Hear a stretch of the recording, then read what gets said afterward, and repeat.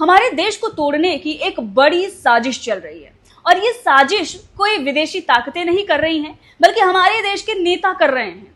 वो नेता जिन्हें सत्ता चाहिए वो किसी भी तरह से मिले, पैसा चाहिए, पावर चाहिए, चाहे वो देश तोड़ने के बाद मिले या फिर देश को बेचने के बाद मिले।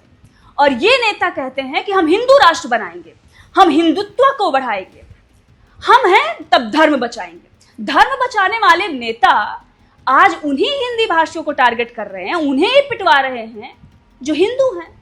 तो आप कहां से धर्म बचा रहे हैं? आप हिंदुत्व के ठेकेदार कैसे बन गए? आपको सिर्फ और सिर्फ पैसे से मतलब है, आपको सिर्फ और सिर्फ सत्ता चाहिए, उसके लिए आप कुछ भी करने को तैयार हो जाते हैं। सुनिए। अपना कानून ऐसा हाथ में लेने की जरूरत किसने दी है? सरकार किसकी? मैं इसलिए कह रहा हूँ महाराष्ट्र में मराठी तो बोलनी ही पड़ेगी। तो सुन रहे हैं, ये है महाराष्ट्र के मौजूदा मिनिस्टर योगेश कदम। अब इनको क्या है, अपनी पार्टी के लिए वोट चाहिए होगा या फिर बीएमसी चुनाव को देखकर इस तरह से बयानबाजी कर रहे हैं। तो अगर ये जो कुछ मराठी, सभी मराठी नहीं, अभी भी मैं ये कहूंगी कुछ मराठी जिनको कीड़ा काटा हुआ है कि वो हिंदी भाषा को टारगेट करेंगे, उन्हें इसलिए सपोर्ट कर रहे हैं क्योंकि इन्हें लगता है कि इस तरह से बयानबाजी करेंगे तो हमें वोट मिल जाएंगे, चुनाव में हमें सत्ता मिल जाएगी। तो भाषा के आधार पर, जाति के आधार पर, लिंग के आधार पर या धर्म के आधार पर किसी न किसी से देश को तोड़ना है, लोगों को बांटना है।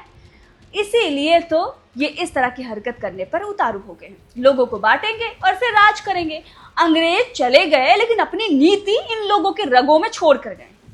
अब ऐसे नेता अगर कभी भी हिंदुत्व की बात करें, इनके मुंह पे पड़ना चाहिए चमाट, क्योंकि भाई तुम्हारे बाप का है महाराष्ट्र। मतलब कोई गुजरात से आता है वो प्रधानमंत्री बन सकता है, वो गृह मंत्री बन सकता है, कोई यूपी से आता है वो भी प्रधानमंत्री बन सकता है, कोई हरियाणा का है, कोई बिहार का है, कहीं से भी है, वो कहीं भी जा सकता है, वो कहीं भी बस सकता है। हमारी ही भाषा है, चाहे वो मराठी हो या फिर भोजपुरी हो या फिर अवधी हो या फिर ब्रज हो, कोई किसी भी भाषा में बात कर सकता है। भाई तुम लोग इंग्लिश में बात करते हो तो अपने आप को दिखाते हो कि बहुत बड़े हो गए, मतलब इंग्लिश में बात कर लिया तो बहुत इंटेलेक्चुअल हो गए, लेकिन हिंदी में कोई बात कर ले तो तुम उसे टारगेट करने लग जाते हो। तो ऐसा नहीं चलेगा ना। अब देखिए, कुछ जो मराठी हैं और इनके मनसे के जो राज ठाकरे डरपोक इंसान, जिन्हें बृजभूषण ने कहा था आके अयोध्या दिखाओ और उनकी हिम्मत नहीं पड़ी थी कि अयोध्या में आकर ये कदम रख ले, यहां से डर के मारे थर थर थर थर कांपने लगे थे, जिनकी औकात नहीं थी कि वो आ जाए यहां पर उत्तर प्रदेश में। उनके कुछ कार्यकर्ता, उनको कीड़ा काटा हुआ है, जा जाकर हिंदी भाषा को टारगेट कर रहे हैं, थप्पड़ मार रहे हैं कि तुम्हें कैसे ही मराठी नहीं आती, मराठी तो सीखनी पड़ेगी। दुकानदारों से कुछ मराठी बोल रहे हैं कि अगर मराठी नहीं आती फिर दुकान लगाने के लिए किसने बोला? भाई तुम्हारे बाप की जमीन है कि दुकान ना लगाएं, तुमने खरीदी हुई है। मतलब भारत में वो कहीं भी बच सकता है, तुम्हारा क्या जाता है? और ऐसे लोगों को तो उठाकर जेल में डालना चाहिए। लेकिन जो बीजेपी की सो कॉल्ड हिंदुत्व की सरकार है वो बैठकर तमाशा देख रही है। उसे पता है कि अगर वो किसी भी तरीके से कोई भी एक्शन लेगी तो उन पर उल्टा ना पड़ जाए। किसी भी प्रकार से तो सत्ता मिली है, गठबंधन ठगबंधन जो भी बनाकर मिली है महाराष्ट्र में, जो भी हमने देखा हुआ है कि क्या क्या कांड बीजेपी ने महाराष्ट्र में किया, उसके बाद किसी तरह से सत्ता आई है। मुख्यमंत्री भी चेंज कर दिया गया तो उस पर भी बहुत बड़ा बवाल मचा था। तो अब इन सबसे जूझ रही बीजेपी की हिम्मत नहीं पड़ रही है कि इन लोगों को उठाकर जेल में डाला जाए। हाँ, एक दो बयानबाजी कर रहे हैं कि हम बर्दाश्त नहीं करेंगे, बर्दाश्त नहीं करेंगे, पर एक्शन कहाँ है भाई? एक्शन क्यों नहीं ले रहे हैं ऐसे लोगों पर? मतलब यूपी बिहार के लोग हों या फिर गुजराती हो, कहीं के भी लोग हैं, महाराष्ट्र में जाएंगे तो वो पीटे जाएंगे। मतलब कोई कानून ही नहीं है महाराष्ट्र में।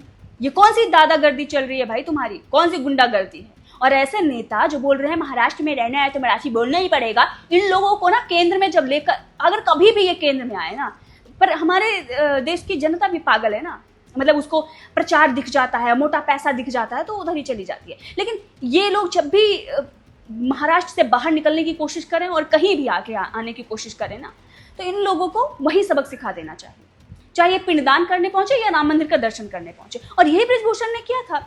तब ये हमें भी लग रहा था कि यार ऐसा नहीं करना चाहिए, किसी को टारगेट नहीं करना चाहिए, लेकिन अब पता चल रहा है कि उन्होंने क्यों कहा था। क्योंकि उन्होंने देखा होगा बहुत सारे जो यूपी बिहार के लोग जाते हैं महाराष्ट्र में, उन लोगों को प्रताड़ित किया गया है, उन्होंने वो चीज़ देखी होगी, फेस की होगी। भैया जी करके आप लोग वो मजाक बनाते हैं। अरे चलिए ठीक है, आपने मजाक बनाया, क्रिटिसाइज किया, कोई बात नहीं है, लेकिन आपकी क्या औकात है कि आप थप्पड़ ही मार दें? बताओ, मतलब कुछ भी चल रहा है।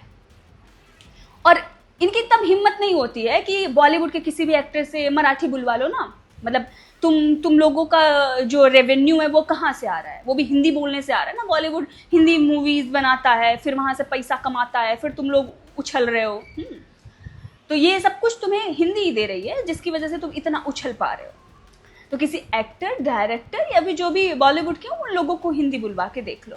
और किसी बिजनेसमैन जो भी दूसरे राज्य से आए हैं, और हाँ ये भी पहले करने की कोशिश की गई थी कि दूसरे राज्य के जो लोग यहाँ पर बिजनेसमैन हैं उन्हें टारगेट करने की कोशिश की गई थी, और वो भी इन्हीं के उद्धव ठाकरे की ही पार्टी की तरफ से, संजय राउत वगैरह की तरफ से अंबानी वगैरह को टारगेट करने की कोशिश की गई थी। फिर इन्हें औकात अपनी पता चल गई, फिर अब ये खामोश हो गए। अब बिजनेसमैन को टारगेट नहीं कर रहे हैं कि सब आ रहे थे यहाँ से बिजनेस लेकर चले जा रहे थे, इस तरह की ये बयानबाजी करते थे।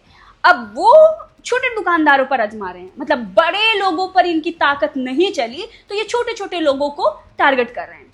लेकिन चैलेंज इन लोगों को भी है कि आके इधर दिखाओ ना, फिर तुम लोगों को पता चलेगा। तो औकात में रहो, हद में रहो, देश तोड़ने की कोशिश मत करो, कोई भी हो।